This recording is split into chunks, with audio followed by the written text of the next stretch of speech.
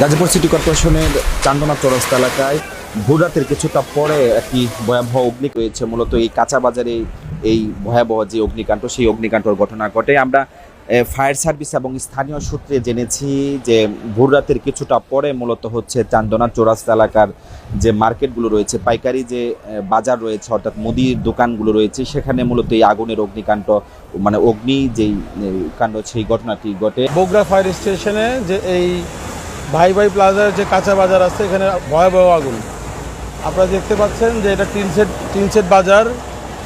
খবর পাওয়া মাত্র আমাদের যেহেতু ধোঁয়াটা দূর থেকে দেখা যাচ্ছিল, আমরা প্রথমেই 3টা গাড়ি টার্ন আউট দেই। বগুড়া থেকে প্রথম কল পানিবাহী গাড়ি, দ্বিতীয় কল এবং বিশেষ পানিবাহী গাড়ি। এবং ইন দ্য মিন টাইম আমি যখন জানতে পারি আগুনটা বড়, আমরা তখন জয়দেবপুর থেকেও 2টা ইউনিট টার্ন আউট দিই তাৎক্ষণিক। আমরা এখানে পৌঁছে যাই প্রায় 6টা 10-এর মধ্যে।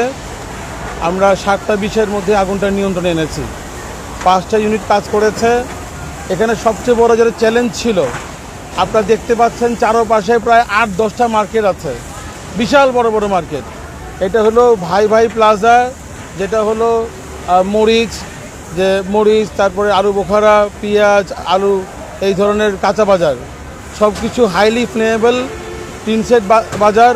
যে আগুনটি লেগেছে মূলত সেই আগুনে এখানে যে কাঁচা বাজারের যে কিছু অংশ, সেখানে মুদির দোকানের যে মালামালগুলো রয়েছে, বিশেষ করে এখানে মশলা জাতীয় যে পণ্যগুলো রয়েছে, সেই পণ্যগুলো মূলত এখানে মজুত করা হতো, এখানে পাইকারি রাখা হতো। সেই পাইকারি রেখে কিন্তু খুচরাভাবে বিক্রি করা হতো বিভিন্ন দোকানে। আমরা দেখেছি যে এখানে মশলা জাতীয় যে দোকানগুলো রয়েছে, ডাল চাল থেকে এই শুরু করে যে এই মশলা জাতীয় যেই পণ্যগুলো রয়েছে অর্থাৎ যে খাবারগুলো রয়েছে, বিভিন্ন প্রকারের যে জিরা থেকে শুরু করে শুকনা মরিচ, তারপরে রয়েছে এখানে পেঁয়াজ, আলু সহজে আসলে নিত্য প্রয়োজনীয় যে জিনিসগুলো রয়েছে মূলত সেগুলোতেই এই অগ্নিকাণ্ডের ঘটনা ঘটেছে। আমরা কথা বলেছিলাম এই ফায়ার সার্ভিস এবং দোকান যারা রয়েছে অর্থাৎ দোকান মালিক যারা রয়েছে, মুদির দোকানের মার্কেট রয়েছেন, তারা আসলে যেমনটি বলছিলেন যে আসলে ভোর প্রায় 5:45টার দিকে চৌরাস্তা মুদির দোকান মার্কেটের